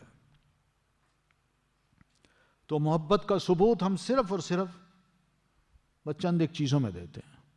جلوس نکال لو، آپ جیسے کپڑے پہن لو، داڑھی رکھ لو، نماز پڑھ لو، ذکر اذکار کر لو، نبی علیہ السلام کا نام آئے تو جھوم جاؤ، لیکن جو اللہ کے رسول فرمائیں وہ ہم نہ کریں۔ تو آپ بتائیے یہ کون سا تعلق ہے؟ یہ آزمائش ہوتی ہے مومن کی۔ این اس موقع پہ مومن جو ہے نا وہ اللہ کے رسول صلی اللہ علیہ وسلم کی سنت پاک اس کو خیال کرتا ہے، اس کو نہیں چھوڑتا۔ پھر وہ کہتے میں نہیں چھوڑ سکتا۔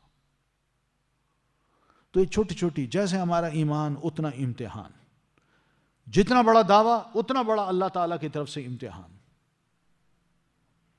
تو یہاں یہی بات سمجھائی، ام حسبتم، کیا تم نے گمان کر لیا ہے؟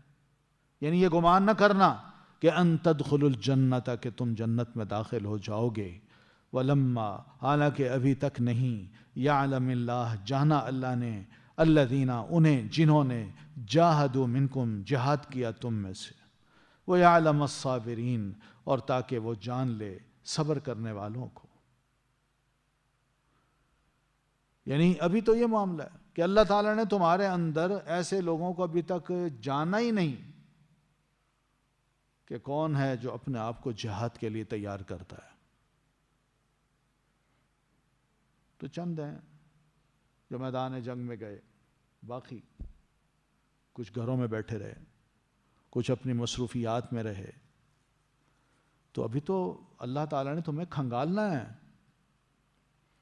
اور ایک تو یہ کھنگالنا ہے کہ تم دنیا کو چھوڑتے ہو، اپنی عزیز ترین چیز کو چھوڑتے ہو اور جہاد کے لیے اپنے آپ کو تیار کرتے ہو اور نکل جاتے ہو۔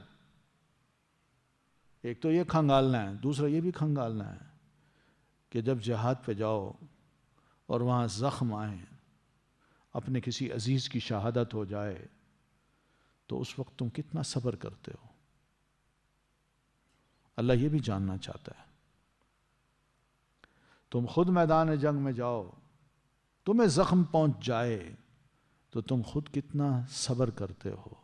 تم میدان جنگ میں جاؤ، تم دشمن کو دیکھو کہ وہ مسلح ہے، وہ بڑی تعداد میں ہے، اب تم وہاں ڈٹ جاتے ہو یا بزدل بنتے ہو اور نکل آتے ہو. یہ لڑائی نہیں لڑنا چاہتے. یہ سب وہ ہے طریقے ہیں اللہ تعالیٰ کے آزمانے کے. تو اللہ چاہتا ہے کہ میں چاہتا ہوں کہ میں آزما لوں تمہارا جو ایمان ہے، اس کے مطابق میں تمہیں آزما کے دیکھ لوں کہ تم میں کتنے لوگ کتنے پانی میں ہیں. کیا واقعی دل سے جہاد کرنا چاہتے ہیں؟ یہ تمنا ہے کہ اللہ مجھے شہادت کی موت عطا فرما.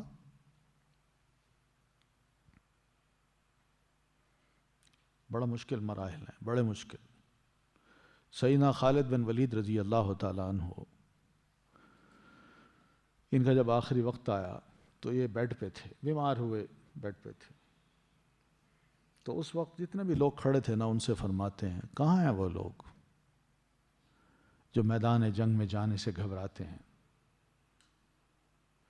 یا ان کی بڑی خواہش ہے کہ ہم میدان جنگ میں جائیں اور شہید ہو جائیں. ان کا دیکھو، مجھ سے سنو، اللہ جانتا ہے کہ زندگی میں جو بھی نبی علیہ ایمان لانے کے بعد میں نے جو بھی لڑائی لڑی، جس میدان میں بھی میں گیا، جانے سے پہلے میں نے دل کی گہرائی سے اللہ کی جناب میں ایک دعا کی کہ اللہ میں جا رہا ہوں، مجھے شہادت کی موت عطا فرما.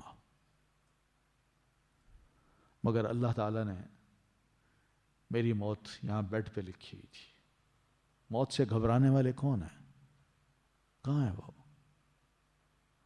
موت جہاں آنی ہے آئے گی، لیکن وہ جو نیت ہے اس کا ثواب تو اللہ تعالیٰ دیتا رہا جناب سیدنا خالد بن ولید رضی اللہ تعالیٰ عنہ کو. اور جسم کا کوئی حصہ نہیں تھا جہاں تلوار کا زخم نہ لگا ہو. اللہ نے بچایا ان کو.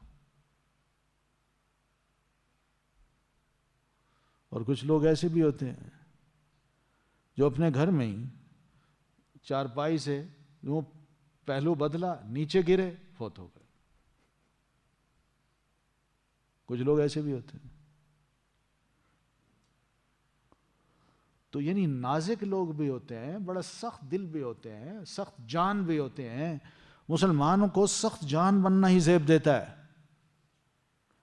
یہاں اللہ فرماتے ہیں سخت جان ہوگے تو تمہارا ایمان بھی بڑا جاندار ہوگا، اور اگر کمزور ہوگے تو تمہارا ایمان بھی بڑا کمزور ہوگا.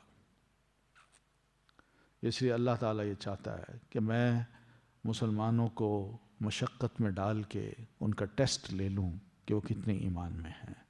اور ٹیسٹ لینے کے دو راستے ہیں، ایک تو ہے جہاد، اور دوسرا کوئی تکلیف ہے اس پر صبر. یہ اس موقع پہ کتنا صبر کرتے ہیں.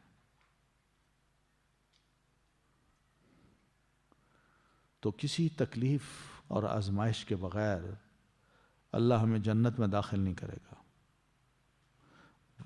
شرط یہ ہے کہ اس آزمائش میں ہم پورا اتریں. اور پھر دوسری بات یہ ہے کہ جنت کے حصول کے لیے تو پھر مقابلے کی ضرورت ہوتی ہے نا. ہم نے ایک دوسرے سے آگے بڑھنا ہے. ایک بڑھ رہا ہے تو میں پیچھے کیوں رہوں؟ جتنا بڑا مقصد ہے، مطلب ہے، جتنی بڑی چیز پر میری نظر ہے، کم از کم اتنا بڑا میں کام تو کروں. کام میرا معمولی سا ہو اور نظر ہو بہت بڑی چیز پر، بہت بڑی جنت پر، اور کام ہو بالکل معمولی سا. کیا یہ ممکن ہے؟ یہ انصاف ہے؟ تو اس لیے مومن کے لیے بڑا ضروری ہے کہ وہ مومن اس دنیا میں رہتے ہوئے جتنے بھی اس کے پاس وسائل ہیں، ذرائع ہیں، عمل ہیں، وہ لگا دے، ان کا استعمال کرے تاکہ وہ وہاں جا پہنچے جو اس کا ٹارگیٹ ہے، اور وہ ہے جنت. وَلَقَدْ كُنْتُمْ، اور البتہ تحقیق تھے تم، تمنونا، تم تمنا کرتے، الموت، موت کی، من قبلی، پہلے سے، یعنی اس سے پہلے، ان تلقوہ، کہ تم ملو اس سے، فقط، تو تحقیق، رأیتموہ، دیکھ لیا تم نے اسے، وانتم، اور تم، تنظرون، تم دیکھ رہے تھے. یعنی بہت سے صحابہ ایسے تھے جو جنگ بدر میں شریک نہیں ہو سکے، کیونکہ آپ تو اچانک ایسے نکلے تھے چند لوگوں کو لے کے، تو جنگ ہو گئی۔ اس جنگ میں جو مسلمانوں نے جوہر دکھایا اور اللہ تعالیٰ نے ان کو فتح عطا فرمائی اور ان کو بڑا مقام دیا، تو بہت سے مسلمان کہنے لگے کاش ہم بھی اس جنگ میں شریک ہوتے۔ پھر یہ تمنا کرنے لگے کہ اللہ کوئی زندگی میں اور موقع دے، پھر ہم اپنی بہادری کے جوہر بھی دکھائیں اور اپنے ایمان کو ثابت بھی کر دیں کہ ہم کتنے بڑے مومن ہیں۔ تو اللہ فرماتے ہیں ٹھیک ہے وہاں نہ صحیح، میدان احد میں تم نے موت کو دیکھ لیا نا، تم اس لڑائی سے پہلے، یعنی احد کی لڑائی سے پہلے رب کی بارگاہ میں اپنی اس آرزو کو اور اس تمنا کو پیش کرتے تھے کہ اللہ ہمیں بھی یہ موقع دے، ہم بھی میدان جنگ میں دشمن سے دو بدو ہونا چاہتے ہیں۔ تو موت کو دیکھنے سے پہلے تم اس کی تمنا کرتے تھے کہ اللہ ہمیں دکھائے، تو اللہ تعالیٰ تمہیں میدان احد میں لا کے یہ سب کچھ دکھا چکا، تم نے اپنی آنکھوں سے دیکھ لیا کہ کتنی شہادتیں ہوئی پڑی ہیں، کس طرح دشمن مسلمانوں کو کاٹ رہا ہے، تم نے سب کچھ دیکھ لیا۔ تو مراد یہ ہے کہ اب تمہیں کیا ہو گیا کہ یہ شہادتیں تو ہو گئیں، پھر یہ باتیں کیسی، گھبراہٹ کیسی؟ کیا اس بڑے مقصد کے حصول کے لیے اتنی کمزور تمنا ہونی چاہیے؟ نہیں، بڑی تگڑی تمنا ہونی چاہیے۔ اس لیے ہوشیار ہو، اپنی اس آرزو کو پورا کرنا ہے تو پھر تیار رہو، کسی بھی وقت تمہیں حکم دیا جا سکتا ہے دوبارہ اور لڑائی کا، اور تم نے وہاں پہنچنا ہے اور اپنی بہادری کے جوہر دکھانے ہیں۔ سبحانک اللہم و بحمدک اشہد ان لا الہ الا انت استغفرک و اتوب الیک۔